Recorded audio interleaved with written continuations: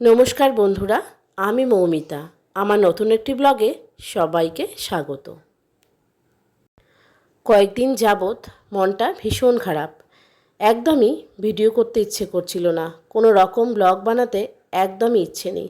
শুধু বারবার মনে একটাই প্রশ্ন জাগে, আমরা স্বাধীন দেশে বসবাস করছি, কিন্তু আমরা নারীরা আজও স্বাধীন না। আমরা নারীরা পরাধীনতায় বাঁধা। যখন কোনো পরিবারে একটা মেয়ের জন্ম হয়, তখন কিন্তু পরিবারের সবাই চায় আমাদের ঘরে ছেলে সন্তান আসুক। একটা মেয়ে জন্ম হওয়ার পর তাকে শেখানো হয়, এভাবে বসো না, ওভাবে হাসো না, ওভাবে হেঁটো না, লোকে খারাপ বলবে। বাবা মার কাছে এই সব শিখতে শিখতে একটা মেয়ে বড় হয়ে যায়। সে যখন নিজের প্রতিষ্ঠিত হয়, তো প্রতিষ্ঠিত হতে গেলেও কিন্তু মেয়েটাকে অনেক পরীক্ষা দিয়ে তবেই একটা মেয়ে প্রতিষ্ঠিত হয়। আর প্রতিষ্ঠিত হয়ে যখন সে কর্মস্থলে যায়, সেখানে গিয়েও নানান রকম বাধার সম্মুখীন হতে হচ্ছে। শুধু বাধা বাধা বাধা, জীবনে শুধু মেয়েদের বাধা আর পরীক্ষা। তো আমি একজন মেয়ে হয়ে এটাই বুঝতে পারছি যে মেয়েদের জীবনটা পরীক্ষা দিতে দিতেই চলে যায়। তো দেখো, আজ যে ঘটনাটা চারিদিকে ছড়িয়ে পড়েছে সেটা আমাদের সবারই জানা। সেটা এক নিষ্পাপ এক ডাক্তারের। সে একটা ফুলের মতো নিষ্পাপ একটা প্রাণ অকালেই ঝরে গেল। ভীষণ কষ্টের, ভীষণ দুঃখের এই ঘটনাটা। যেদিন থেকে আমি ঘটনাটা শুনেছি সেদিন থেকেই ঠিক মতো খেতে পারছি না, ঘুমাতে পারছি না।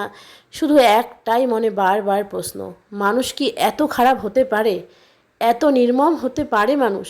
আগে ভাবতাম যে জন্তু জানোয়ার, ছোটোবেলায় এইসবের ভয় পেয়েছি, কিন্তু এখন বড্ড বেশি ভয় লাগে মানুষকে। আজকাল মানুষের যা ব্যবহার সেটা পশুর থেকেও খারাপ।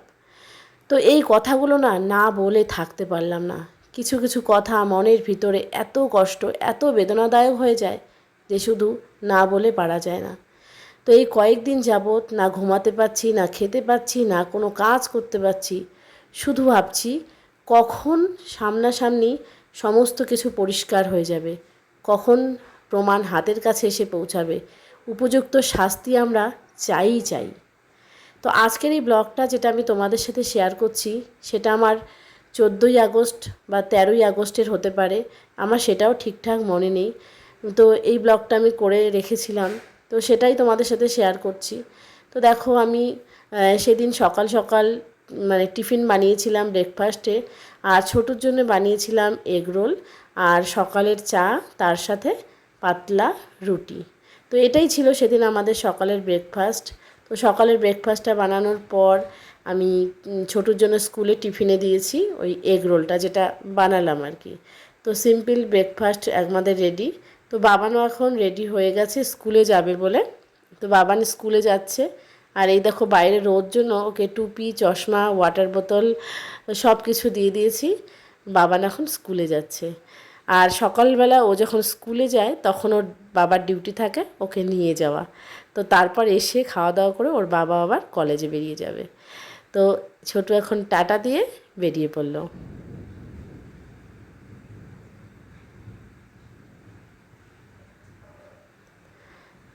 তো বাবান তো স্কুলে চলে গেল, তারপর কিন্তু আমার ঘরে প্রচুর কাজ, অনেক কাজ থাকে যেগুলো ও স্কুলে যাওয়ার সময় আমি করে নিই।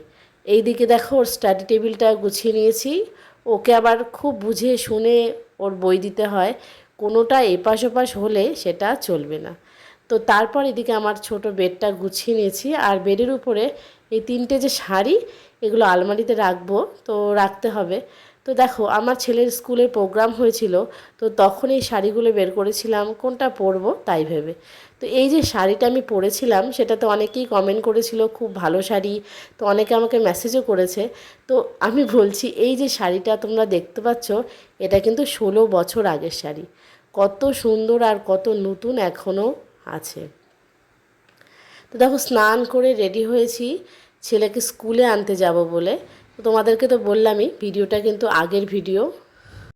ভিডিও এডিট করে ভিডিও ছাড়ার মতো শক্তিই পাচ্ছি না আমি খুঁজে। তো তারপর এই যে ছোটুকে নিয়ে আসছি স্কুল থেকে। তো ওর জন্য আমি ছাতা নিয়ে যাইনি, জন্য মনটা খারাপ। এই দেখো আমার ফ্রেন্ড, আর এই যে আর একটা ফ্রেন্ড। তো আমরা না সবাই মিলে এইভাবে আনন্দ করতে করতে যাই আবার আসি। তো এইভাবে কিন্তু আমাদের একটা অনেক মনটা ভালো হয়ে যায়। তো তারপর বাবান বাড়িতে এসে স্নান খাওয়া কমপ্লিট করেছে। তো বিকেলবেলা আর কি ও হচ্ছে একটু খেলা করছে। তো বিকেলবেলার খেলা, বাচ্চা বয়স, বাচ্চা মন, এই সময়টা না খুব ভালো। এখন না আছে ওদের কোনো টেনশান, না বোঝে ওরা কিছু। তো এই যে ওইটা হচ্ছে বাবানের জিপ গাড়ি, আর এখানে হচ্ছে ওর ইন্ডিয়ান আর্মি। ও সব সময় ওর খেলার পছন্দ হচ্ছে আর্মি গাড়ি আর ইন্ডিয়ান আর্মি, এই সব নিয়েই ও খেলতে থাকে।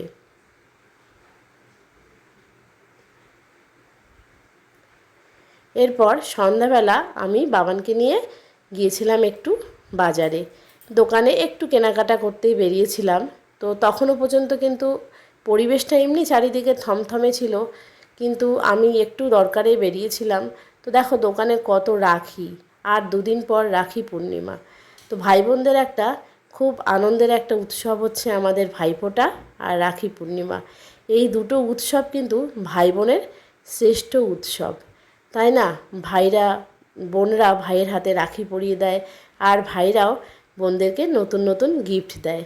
তো ছোটু এসেছে এখানে রাখি, রাখি তো কিনবে ছোটুর দিদি, আর ছোটু এসেছে ওর খেলনা কিনবে বলে। ও যেখানেই যায় সেখানে গিয়েই ওর খেলনা পছন্দ হয়। আর এই যে দেখো রাখির দোকানটা, এই যে দাদা উনি আমাকে নিজেই বলল এই রাখিগুলোকে ভিডিও করার জন্য। তো দেখো এই রাখিগুলো না একদম বাড়িতে তৈরি, হাতে তৈরি করা রাখি। তো আজকের মেয়েরা কিন্তু বসে নেই বন্ধুরা, সবাই সবার মতো কাজ করছে, যে যেটা পারে সেই সেটা কাজ করছে। এই যে দেখো রাখিগুলো যে তৈরি হচ্ছে, এগুলো কিন্তু আমাদের মতোই কোনো মা, কোনো বোন তারা ঘরে বসে এই রাখিগুলো তৈরি করছে, যেহেতু সামনে রাখি পূর্ণিমা। তো তারপর আমি গিয়েছিলাম কেকের দোকানে, ছেলের জন্য মেয়ের জন্য কেক, ওদের পছন্দের কিছু খাবার নিয়ে আসলাম। আর এখন আমি রাতের ডিনারে তৈরি করব ঘুগনি। আমাদের বাড়িতে কম বেশি প্রায়ই ঘুগনি হয়, কারণ ঘুগনি খেতে সবাই খুব পছন্দ করে। ঘুগনির জন্য যে মটর ভিজিয়ে রেখেছি, আর দিলাম দুটো আলু। এবার প্রেসার কুকারে একটা সিটি দিয়ে নেব। তো বন্ধুরা, প্রেসার কুকারে সিটি দিয়েছি, আর কড়াইয়ে দিয়ে দিলাম তেল। তো এখন আমি ঘুগনিটা রান্না করছি। তো আমি একটা কথা তোমাদের সাথে বলতে চাই, যদিও আমি খুব বেশি কিছু জানি না এবং খুব যে আমি বড় ক্রিয়েটার সেটাও না। তো আমি একজন শুধু মা হিসাবে একটা কথা বলতে চাই, যে এই যে আমাদের পারস্পরিক যে ঘটনাগুলো ঘটছে, আমাদের চারিদিকে যে ঘটছে, এগুলোর প্রতিবাদ তো আমাদের করতে হবেই, সেটা তো ঠিক আছে। কিন্তু কে কার জন্য কতটুক লড়বে সেটা আমি জানি না, কিন্তু শুধু একটাই কিছু মনে হয়, যে আমাদেরকে নিজেদেরকেই তৈরি হতে হবে। আমরা যারা মায়েরা আছি, আমাদের যাদের ছেলে সন্তান বা মেয়ে সন্তান, যাই আছে না কেন, আমাদের ছোট থেকে ওদেরকে সঠিকভাবে শিক্ষা দিতে হবে। আমরা যেরকম পড়াশোনায় শিক্ষিত করি, তার সাথে সাথে কিন্তু আমাদের মানবিক বোধটাও ওদের মধ্যে দেওয়া উচিত। একটা ছোট শিশুকে ছোটোর থেকেই শেখানো উচিত কোনটা গুড টাচ, কোনটা ব্যাড টাচ, কোথায় কিভাবে কথা বলতে হবে, বড়দের কি করে সম্মান করতে হবে। এই জিনিসগুলো আমরা যেরকম ছোটোবেলায় শিখেছি, আমি তো গ্রামের পরিবেশে বড় হয়েছি, জয়েন্ট ফ্যামিলিতে বড় হয়েছি। তো সেখানে না আমার বাবু জেঠুরা প্রতিটা মুহূর্ত কিন্তু আমাদেরকে শেখাতো। যখন বাড়িতে কোনো আত্মীয় স্বজন আসতো, তখন কিন্তু বাবু ডাকতো, ডেকে বলতো, এই যে দেখ তোর জেঠু এসছে বা দাদু এসছে, পা ছুঁয়ে প্রণাম করতে বলতো। কিন্তু আমরা এখন কিন্তু সেটা করি না, কারণ বাড়িতে লোক আসলে আমরা ভাবি যে না, আমাদের এখন কথা বললে আমাদের বাচ্চার পড়াশোনা ডিস্টার্ব হয়ে যাবে। আর এগুলো দেখে দেখে শুনে শুনে আমাদের বাচ্চারাও কিন্তু তৈরি হয়ে যাবে, আর বড় হলে ওদের মানসিকতা একদম স্বার্থপর হয়ে যাবে। তো বন্ধুরা, এটা আমি নিজে উপলব্ধি করতে পারছি। আমি, আমার যেরকম একটা মেয়ে সন্তান রয়েছে, আমি তাকে কিন্তু চেষ্টা করছি সঠিকভাবে শিক্ষা দেওয়ার। জানি না সঠিকভাবে শিক্ষা দিতে পারবো কি না, কিন্তু আমি চেষ্টা করি যখন বাড়িতে কেউ বড়রা আসে তাদের সাথে যেন বেরিয়ে একটু কথা বলে, তারপর কোনটা ভালো কোনটা মন্দ, সংসারের ছোট ছোট বিষয়গুলো বাচ্চাদের সাথে আলোচনা করা খুব দরকার। তাহলে কিন্তু ওরা ছোট থেকেই শিখতে পারবে যে আমাদের পরিস্থিতিটা কীরকম, আমার বাবা কী চায়, আমার মা কী চায়। তো সব কিছু মিলেমিশে কিন্তু একটা বাচ্চা ছোট থেকেই যেরকম দেখবে, ঘরের পরিবেশটা যেরকম দেখবে, সে কিন্তু সেইভাবেই তৈরি হবে, আর তার মেন্টালিটিটাও সেই রকম হবে।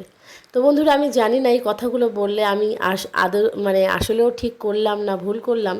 তো আমার মনে হলো যে এরকম করা দরকার। আমরা সব মায়েরাই যদি একটু সহযোগিতা করি, একটু ছোট থেকে আমাদের বাচ্চাকে সঠিক শিক্ষাটা দিতে পারি, মানবিক বোধটা যদি শেখাতে পারি, তাহলে অন্তত আমাদের বাচ্চাদের মধ্যে মানবিকতা থাকবে, সম্মান করা শেখাবে।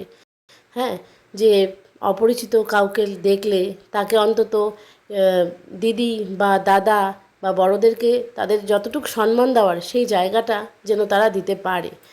তো আমার মনে হয় আমি আমার মা বাবার কাছ থেকে যেটুক জ্ঞান পেয়েছি, এই যে বোধগুলো, সেগুলো তো বই পড়ে হয় না বন্ধুরা, সেই বোধগুলো পরিবেশ থেকে শিখতে হয়।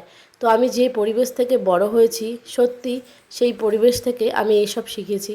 তো আমার আজকের এই পরিস্থিতিতে দাঁড়িয়ে মনে হয় যে সত্যি আমাদের বাবা মা হিসাবে কিন্তু অনেক কর্তব্য থাকে একটা সন্তানকে বড় করার পিছনে। তাই আর দেরি নয়,